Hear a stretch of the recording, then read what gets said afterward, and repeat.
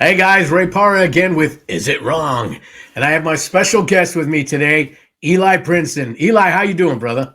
I'm doing great, Ray. I'm really happy to be here. I'm stoked. Good, man. Good to see you, man. I'm gonna break your nuts right off the bat. I've had people tell me this guy looks like Wolverine, man. Do you still get that a lot? I think you heard you.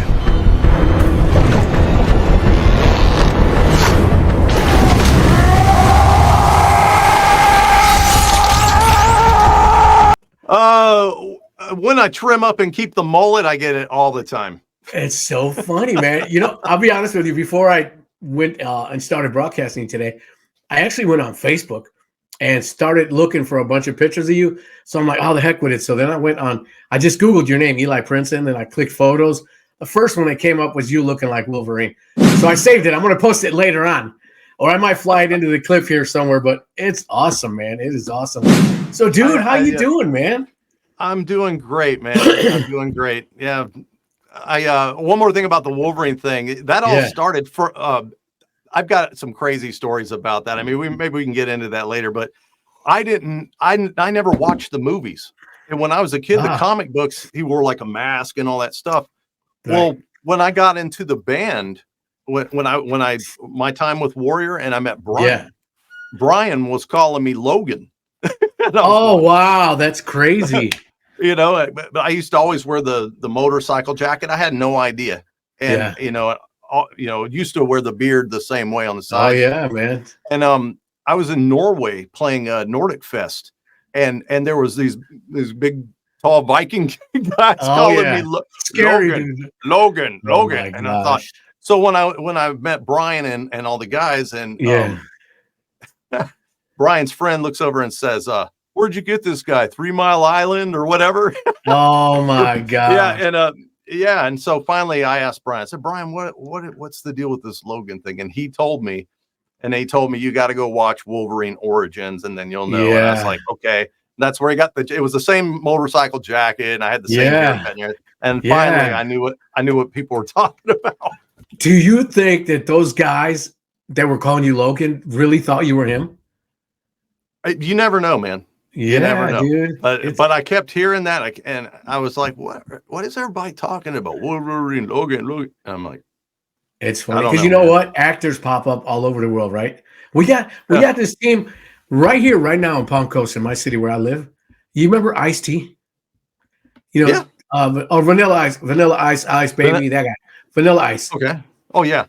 So he's doing a remodeling show now here in town. And he's popping up all over the place at restaurants, and people are taking selfies with him and stuff. And I would love to get him on here and do an interview with him. That would be fantastic. But it's so neat, man. You got Kevin Nash lives right here in Daytona, Undertaker. You got a bunch of guys that are just all local. You know what I mean? Matter of fact, I'm going to do an episode with Mike Biller, who owns Devoted Tattoo here in town. He has had 2 guys there from Ink Masters. And I'm going to try to interview at least one of them, Ryan Eternal. And we're going to do a show just on tattoos. So if I ever get any, or maybe I'll get some free ones out of this, you never know, right? Yeah. No, Mike's actually going to get to me, but I got plenty of. Fresh skin.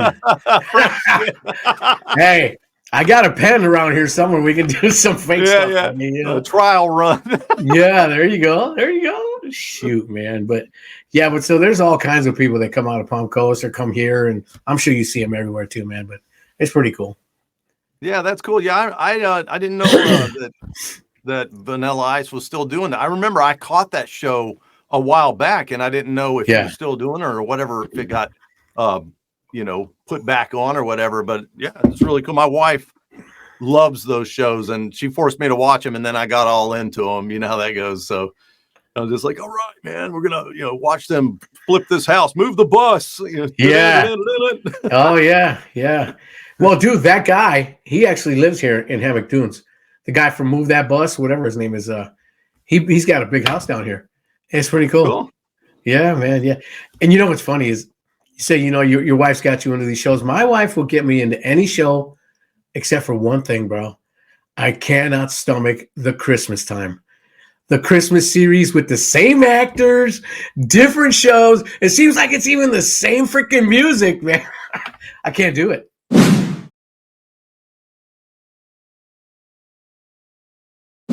Man, oh my God. Okay, let me see if you've encountered this, okay? Because it's always like the Hallmark Christmas thing, the romance thing, where either the son is like the heir to Santa Claus, or his dad is Santa Claus, or he's Santa Claus, or he's a prince.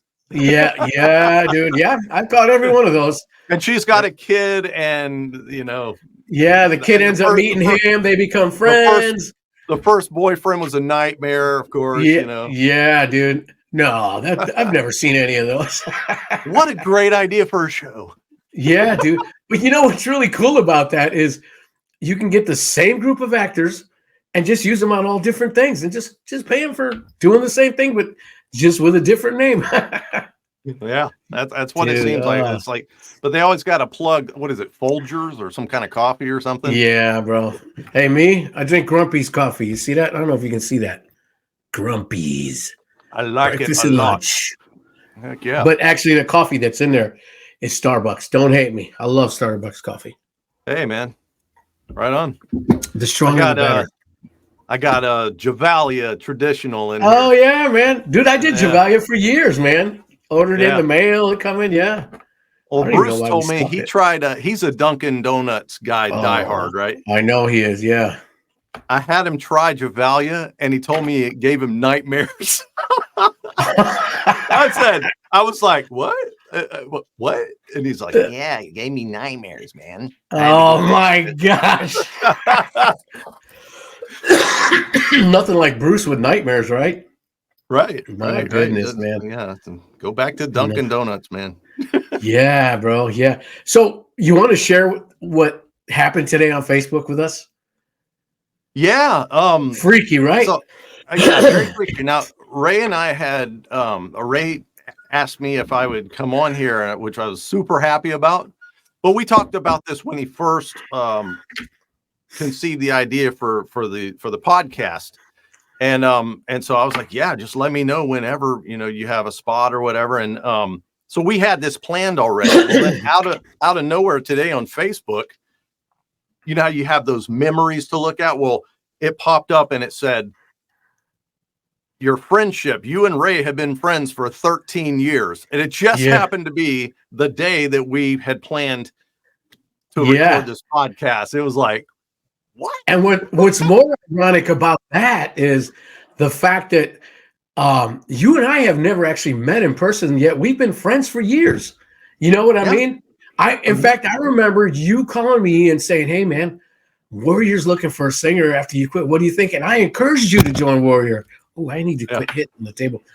And we've been friends since then, man. And it's great, but we've never actually met. So it was ironic that today, for the first time, we're actually talking face to face on the day that Facebook said we've been friends for 13 years. Yeah. Crazy, I mean, but even before the time I had with Warrior, I had reached out to you long time ago, and I was kicking around some ideas for. I wanted to have you as a guest vocal on one of the Sacrificed albums. Yeah, and and things didn't work out there, and then I didn't talk to you for a while, but we had been talking a little bit on Facebook and on the phone. And then this ended up happening. And then I remember reached out to you and talked to you, and you were like, yeah, man. It, Yeah. Hey, so you want to just share a little bit about how it was for you to be with Warrior? Because I've had so many people throughout the years after you had left Warrior, and they're like, what happened? I've had people say they actually liked you better on the album than me. And I'm cool with that. I don't care. But it was one of those things where like people are like, hey man, whatever happened to Eli? What's he doing? How come he only did one record?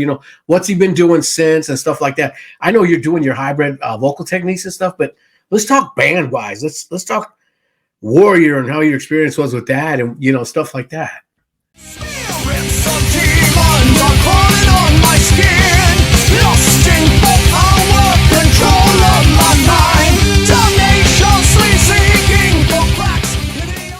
Okay. Well, first of all, dun dun dun dun. Oh yeah! Hey, that matches my banner back there. That's right. I saw that. So Yes, yeah, that's sir. I still consider myself to be in the Army, right? And Absolutely. part of the Always. always part Man. of the family. So, but yeah, man, the funny thing about it is I was a Sacred Warrior, like big time Sacred Warrior fan. You were one of my very favorite singers. And that all oh shucks. It all came about when like the guitar player in my first Christian metal band that I had started, I was still taking lessons and everything, trying to, we were all trying to learn together really. And he is the one that brought in, he's like, Eli, I want you to hear something, because he knew I liked Queensryche and Halloween and stuff like that. Yeah. He goes, dude, listen to this, man. And he popped on, he had Rebellion, and I was like, oh my gosh, like I need this, so Yeah. I owe you like $10 because I had him dub me a copy. Oh my gosh. Well, after all these years, let me do the math. Yeah. You owe me about $100,000, right? Yeah. So I was there, every time that an album would drop first day since then. Nice. Right? So yeah, so I was a huge Sacred Warrior fan, and ended up, got inspired, stayed inspired, and kept singing for the Lord. I sang in Sealed Fate and Seraphim and Scepter, and then finally the Sacrificed. Yeah. And so I did a few albums with them on Rocks.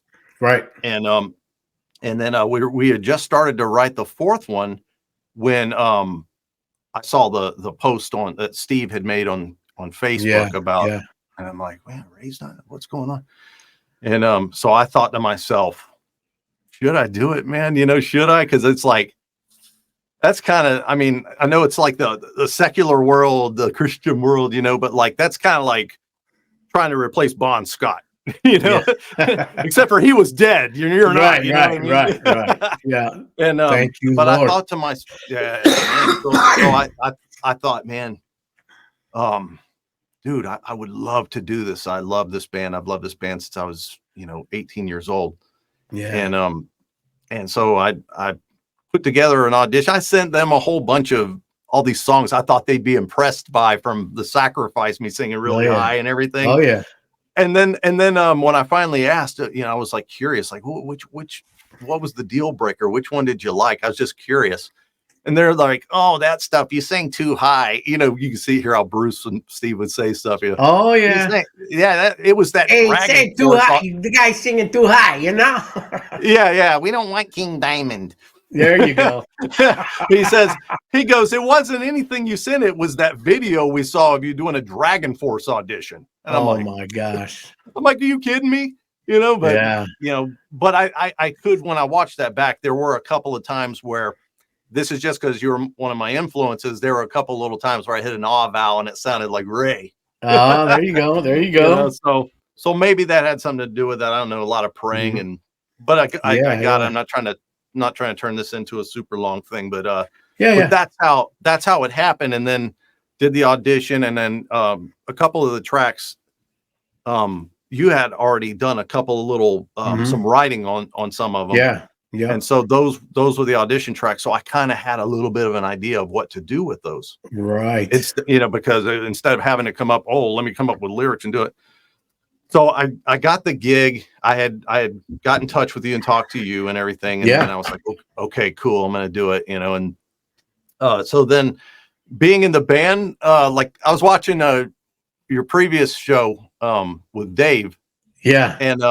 And about the whole fanboy thing, it brought back memories. Oh yeah. Oh yeah. Okay, but see, is it wrong? Is it wrong? Yeah. I used to be a drummer before I trained and learned how to sing. I used to be a drummer. So I was a massive fan of Tony Velasquez. Oh wow. Huge. And so was my drummer in that band that I was telling you about. So we loved Tony. So when I met everybody, I was just like, I'm looking over. You're looking at. I can't. You weren't there, so I'm like, I cannot wait to see Tony get behind that kit, man, and see it. Oh real, man. Yeah. So I was fanboyed out a little bit. Yeah. It's funny, man. I talked on this episode with Dave Cruz when I first saw Queensryche, and Jeff Tate just back there warming up. I was like, oh my gosh, man, just You know, when you see something that you really like, it's like this joy, you know, that you get to see it in person, you know. And me meeting Chris Jericho for the first time was psycho for me. And same with Howard Jones, you know. And then to hear that they have all my albums and big fans of mine since I was 17, that's mind-blowing to me, because I'm looking at them like, wow, you know what I'm saying? But it was like reciprocated. It was like a mutual respect. You know what I'm saying? So I get that, man. I get it. Yeah. You know, it's crazy, man. Like recording with and hearing all the new music and everything. And just, you know, in my mind, I'll be honest, all I kept wondering was, man, I wish I could hear Ray sing this. I wish I could hear Ray sing. And once it did come out, people were really generous as far as, you know, giving me a chance. Oh yeah, and man. Anytime I would see something like, oh, this guy needs to give him the boot, we need Ray, I understood, because I would have been those people probably, if I'm honest, because I was a fan. I still am. Now right. I'm a fan again, and I'm waiting for the new stuff. Yeah, man. Yeah. Okay, so get on it. Yeah, we're working on it, man. And you know, that's originally the reason I left, because we just, you know, the initial time I left was I've been tired of being on the road. You know, I'll tell that whole story, but I just wanted to be home with my family, you know. Then we got to get back together and started writing some stuff, like some of the stuff from Waiting in Darkness. I didn't really like the direction it was going in. The guys were going in this direction, and I was going in Deny the Fallen direction. You know what I'm saying? I wanted to get more heavier, a little screamo, you know, a little. At the time, I was looking to modernize and make more of what's going on today. You know, now I'm just ecstatic to be back with Warrior and doing a thing. I'll tell you something that's funny is when I finally decided to come back, Tony said, "Hey, the prodigal son is back." So that's been my thing. That's been my joke with Tony. Hey, the prodigal son's back, you know. And you know what? I'm really grateful to be back. I love the guys. I'm looking for some great stuff to happen, man. You know. Yeah.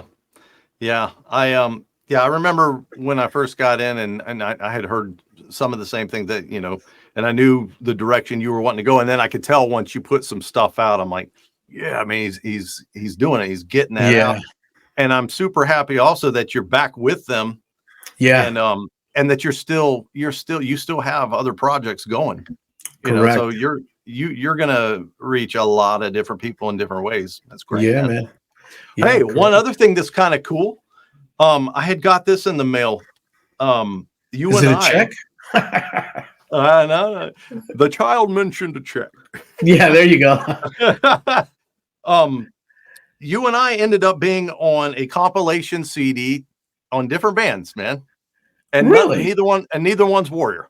Yeah. Wow.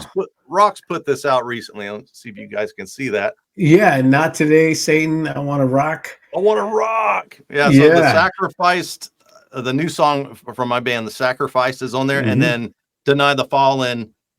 Is it Live Again? Yeah, Live Again. Live Again. Yeah. Okay. Live Again. Yeah. I don't have awesome, glasses on. Man. So. Yeah, man. Yeah, so that's amazing. I'm like, right on. That is pretty cool. See that we were meant to be together, bro.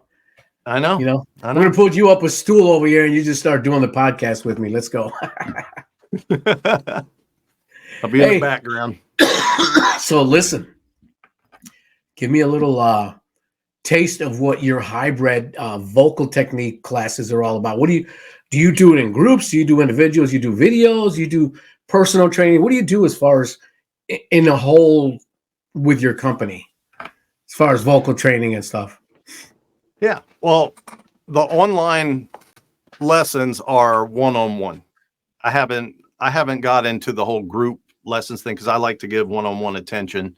Right. And that's the way I learned. And, you know, sure, there's always going to be some people like to do that, and that's fine to work with us and everything. But usually you're going to have some individuals that are more vocal and then some that are not. And then you're the entire class is going here. That's just how I feel about it. Sure, man. So I do one-on-one training online. I use either my own platform through Kajabi or Skype, or I get students will send me Zoom links and stuff like that. But we do it like that.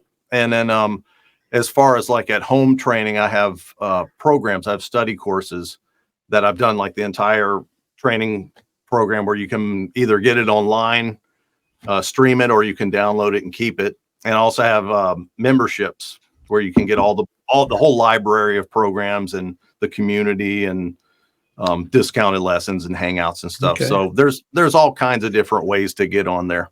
Yeah, and what I'll do at the end of the podcast before I finish it off, I'll throw some keynotes on there as far as your website and how people can reach out to you and be a part of this. I think it's a great thing. Thanks, Ken Tamplin, I know Ken's doing his vocal academy, and he's got a ton of followers. A lot of people have it in them. They just don't know how to get it out of them. You know what I'm saying?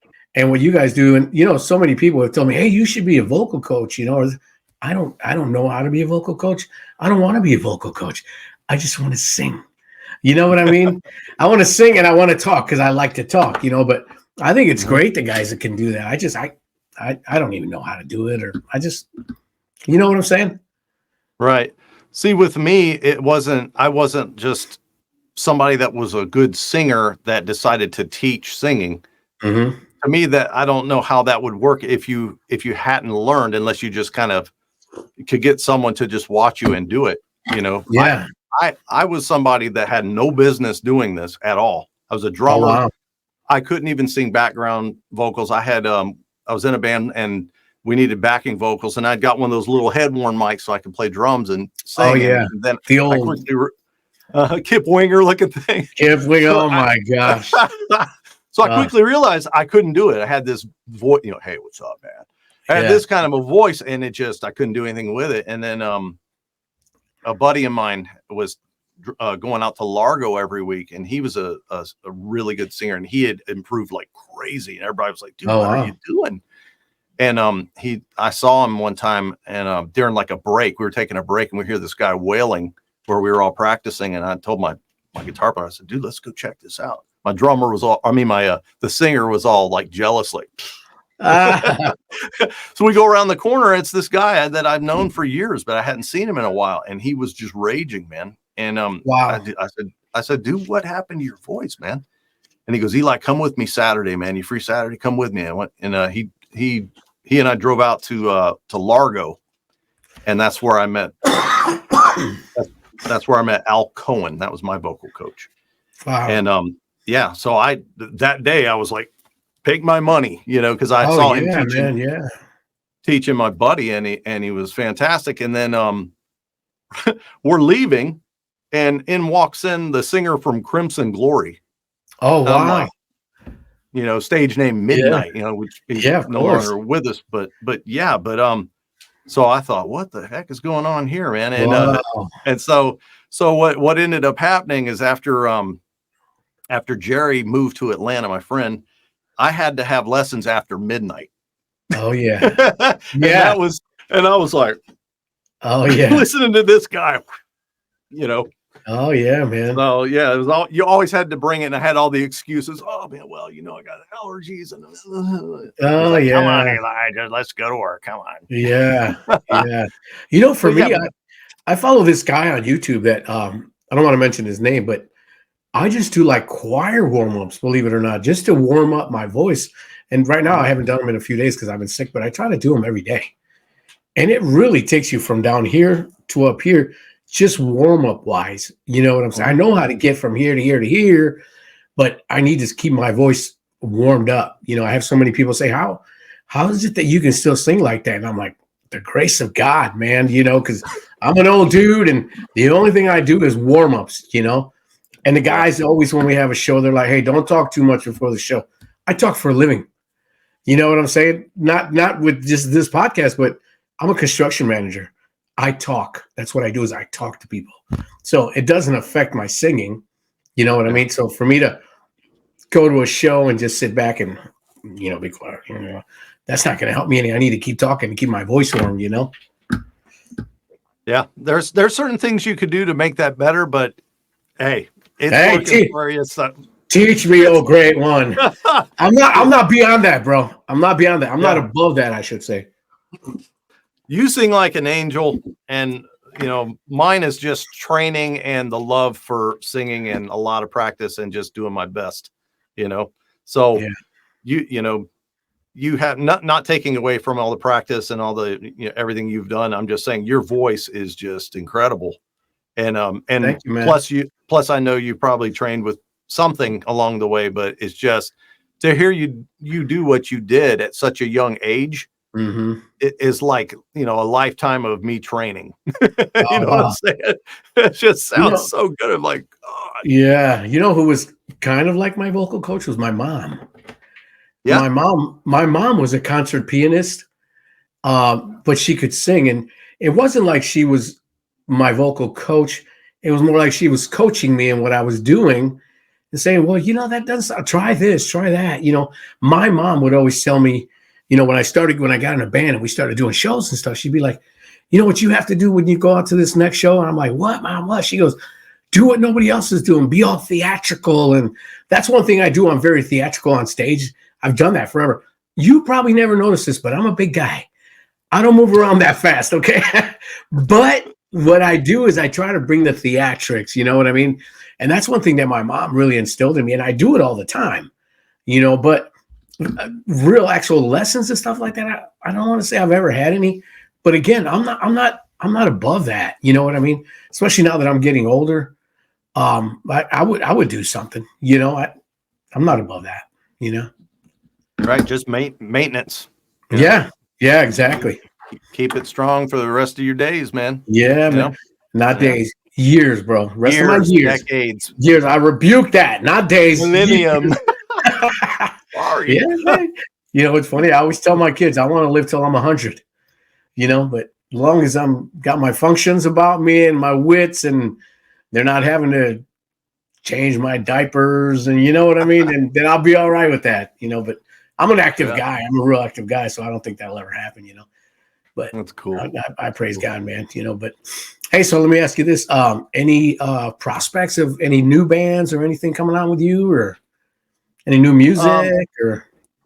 Yeah, right. I mean, I just like that one thing I was just showing you that we just happened to end up on. And, my band, The Sacrifice. That was a band I was in before I got in Sacred Warrior. Yeah, I remember that. This song that's on here was the very first song that was going to be on the 4th album. And I got the gig and we never completed the album. We just kind of all started doing other projects. Oh yeah. And so right before I got sick, I've been sick for almost 2 months trying to get my voice back, clear out and all that. We were talking and we went ahead and finished that song. That's how it ended up on there. And then we were like, you know what? Why don't we go ahead and do another record? Yeah. So I started writing, and so that's what's on the that's what's in the oven, man. There's an album in the oven for The Sacrifice. Now, is that something that's going to come out in 2024? I hope so. Yeah, I hope so. All original band members from The Sacrifice. Everybody's. Not all original. Like on our demo and the first half of the second album, we had a different guitar player. He's no longer with the band, and but at least the 3 of us, Mike Phillips on the lead guitar, and then me, and then Jay Williams on drums, and then possibly we've been using Christian Zahner on bass. Oh, nice. And Daniel Cordova used to play bass with us on one album. Yeah, that's my buddy right there, man. Yeah. So, but the rest of us are all in Florida, which makes it easier. And then Mike's in California. Right. So, right. But we did it like that before, so we'll see what happens. Yeah. Yeah. Daniel Cordova, man, that guy.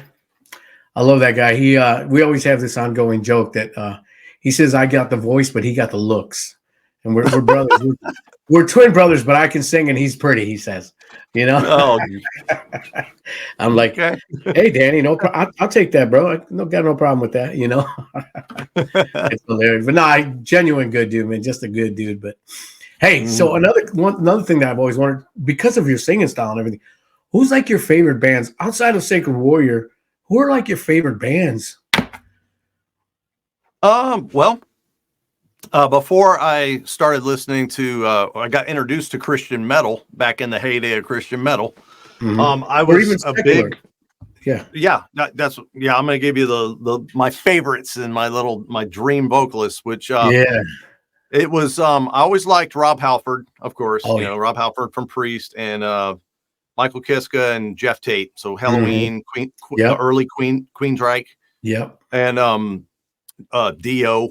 Oh yeah. And so those, and then once I had I was on a construction site when I was like 18 years old, just turned 18. I was on working construction, and a friend of mine, he's like, "Hey man, you like Priest? I want you to check this out."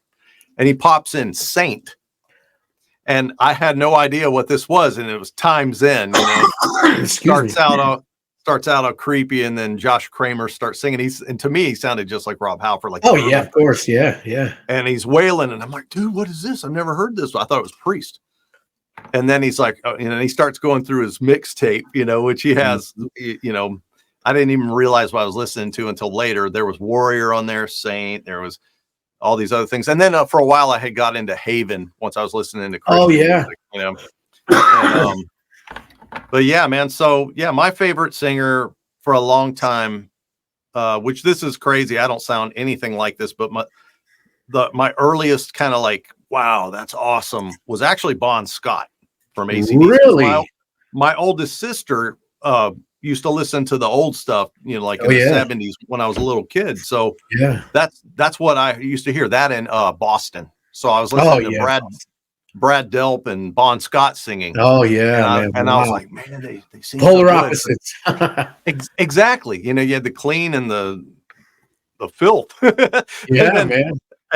But then once you know, the 80s, we're like teenagers back then, and metal starts to come to life. Then it was like, you know, I hear Rob Halford holding that out, and then I hear Queen of the Reich and all this stuff. Oh yeah, and I'm just like, you know. Yeah, man, hooked, man. Yeah, you know what? For me, and I've said this on other podcasts before, but for me, my biggest influence growing up as a vocalist, I'm going to sing you a little line and see if you can figure this out. You ready for this?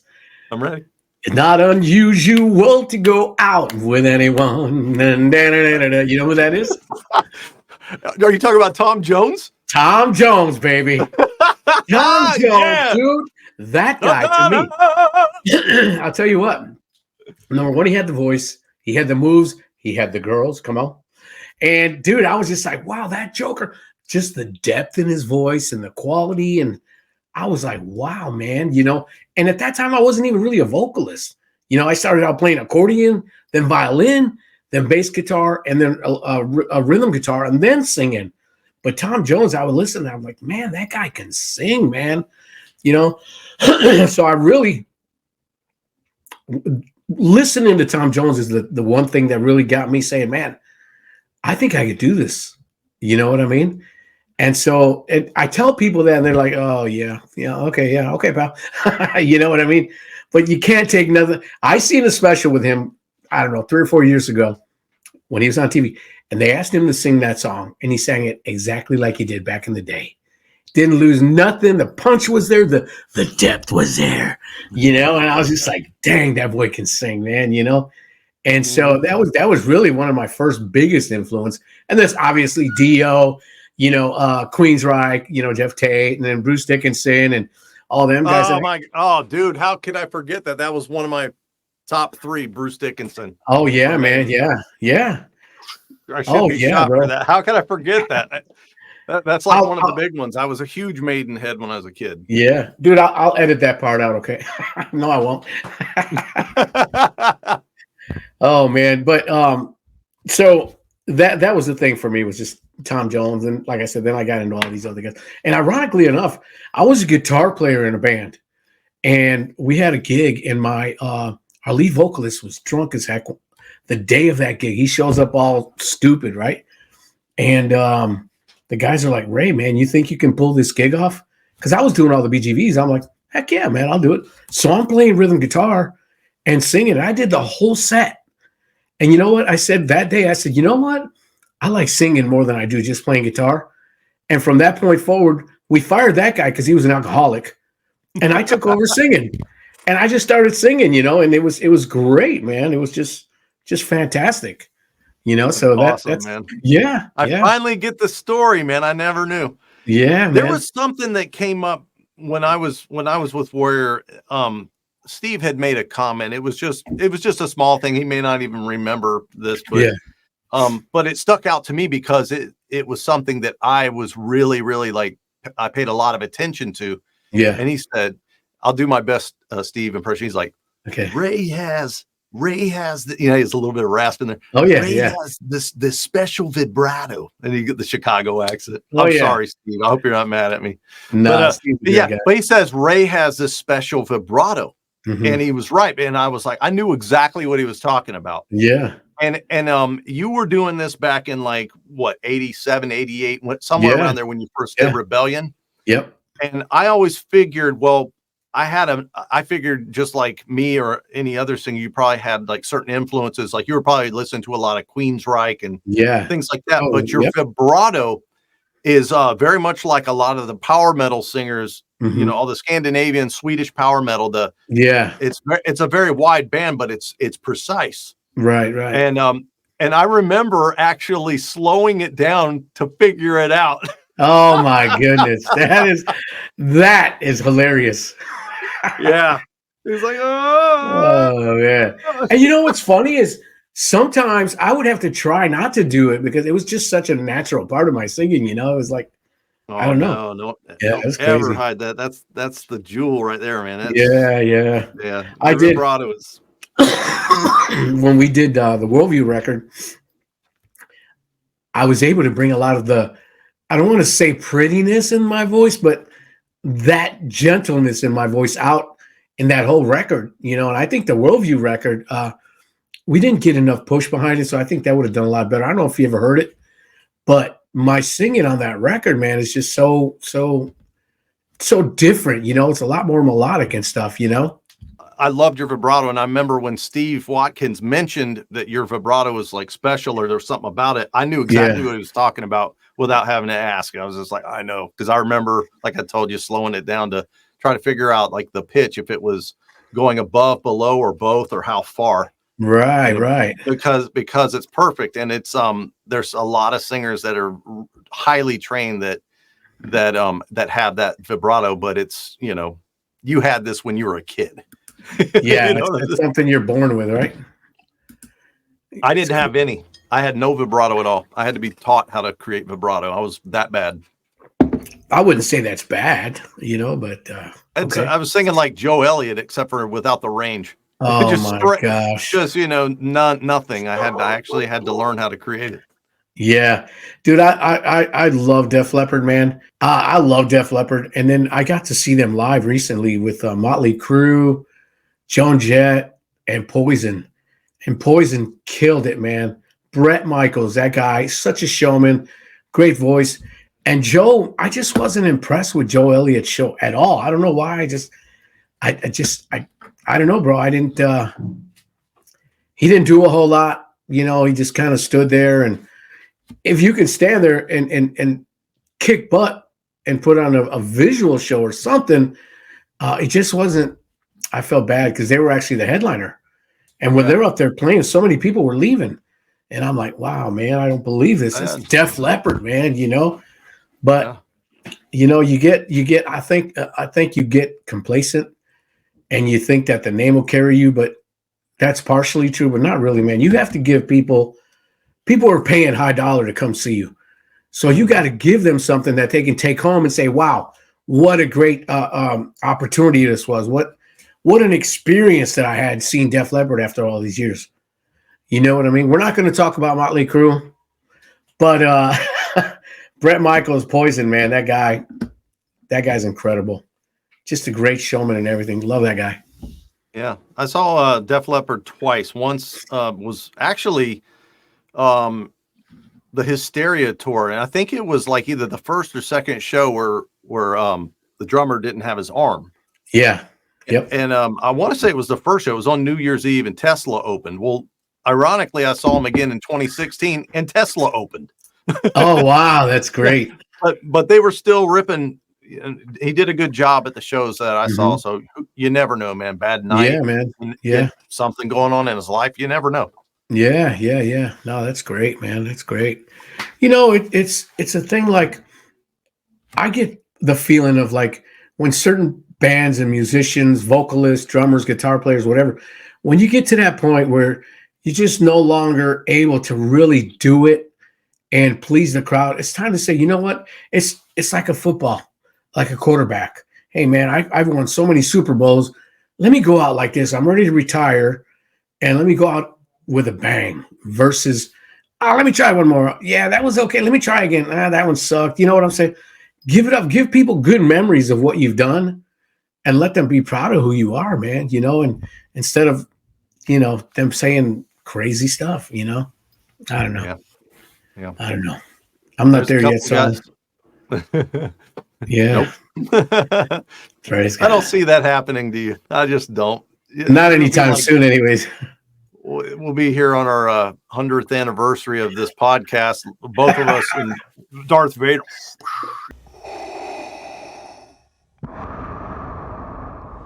You know? Yeah, bro. Yeah, you never know. But I'll be up here. I'll be like, it's not unusual. Waiting. Yeah, there you go. Oh my God. You know what's funny? I'm 61 years old now, right? When I was a kid, 50 and 55-year-olds were like walking with a cane, like, hey, funny, you know, and now it's so different, man. You know, it's like when people ask me how old I am and I tell them, they're like, no, you're not. I'm like, yeah, I'm born 1962, you know, but I think it's because I stay active. You know, if you're the kind of person who doesn't work, you sit on the couch, you don't do nothing, you're going to get old, your bones are going to, you know, you're going to get stiff. And of course you're going to be one of those kind of guys. But if you're active and you're out and you're doing stuff, you take better care of your body in that sense, and you live longer, you know, and healthier. How old are you, Eli? 53. Oh, you a spring chicken, man. Isn't that's wonderful? Yeah, I'm in my prime at 53 and a half. Yeah, dude. Yeah. Oh my gosh, man. My gosh. Anything special you want to talk about other than things we've been talking about? I have a couple more questions for you after here.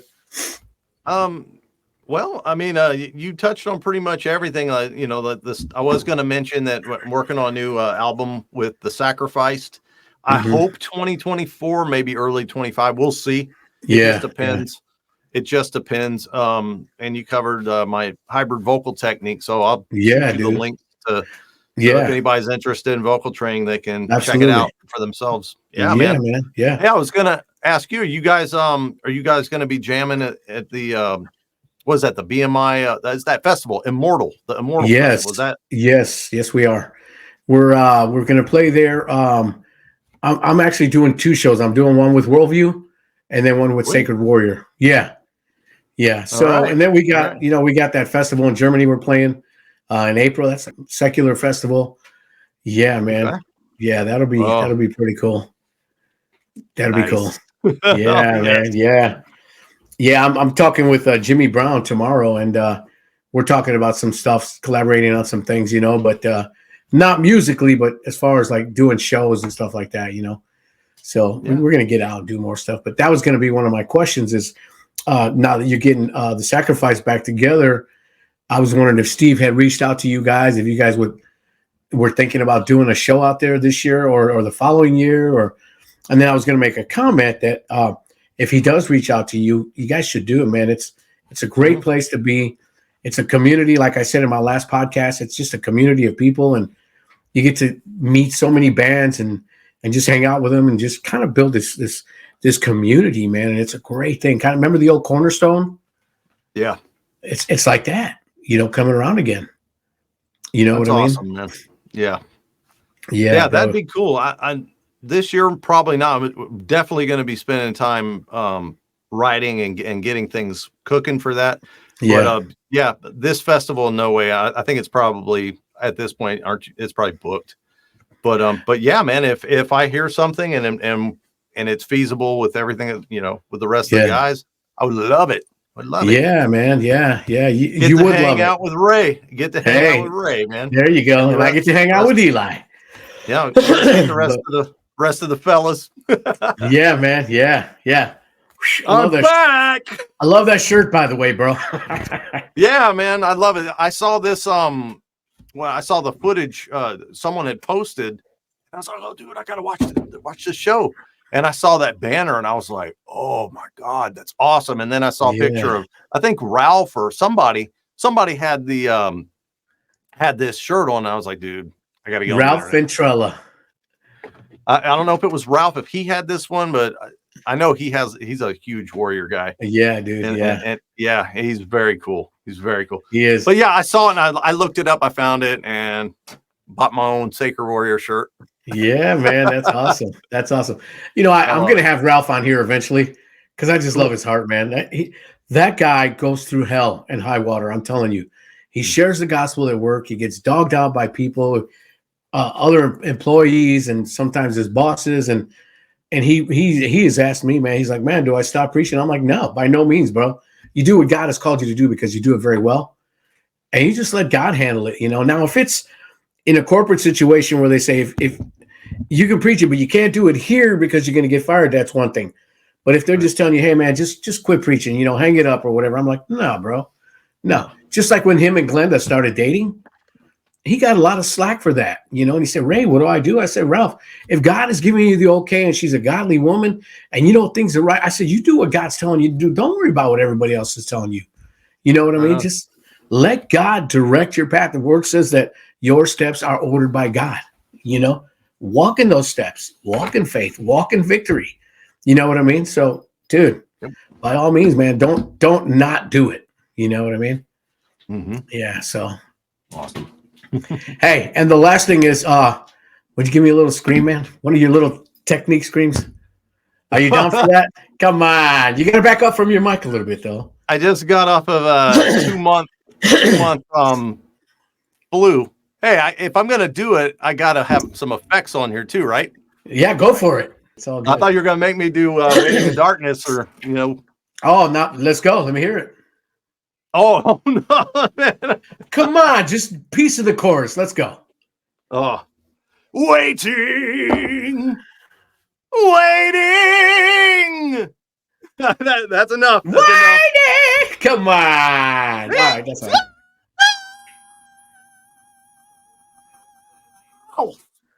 Oh, my ears are bleeding. Oh, man. Sorry, folks. You can edit that out if you want to. I'm not doing it, bro. Not doing it. Oh, God. Okay. I'm leaving it in. But Eli, man, it was great hanging with you and finally getting to meet you face to face, man. And we'll hang out again soon. Maybe we'll see you at Immortal Fest, even if you don't play there. And everybody else checking out the podcast. It's just been a great time sharing with Eli. And if you tune in next week, and it's just going to be a good time. And Eli, again, thank you, brother. God bless you, man. Love you, man. Thank you. Love you right back, I appreciate it. All right, man. Peace. You take care. See ya.